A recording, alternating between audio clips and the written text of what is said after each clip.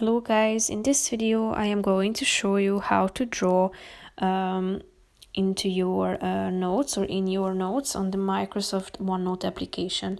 But first I just want to mention, don't forget to subscribe to my channel, because at 10,000 subscribers I am going to show you my whole YouTube revenue statistics and growth strategy, how to make money online. So let's jump into it.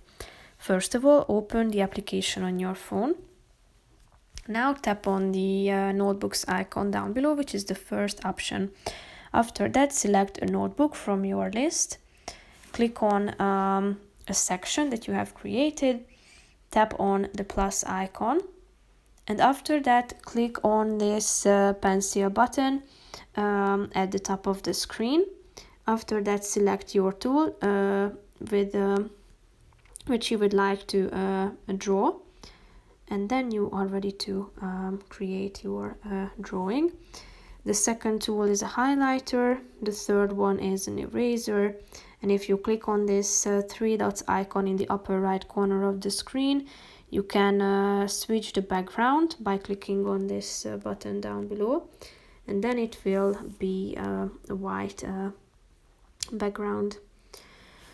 So feel free to draw anything that you like, and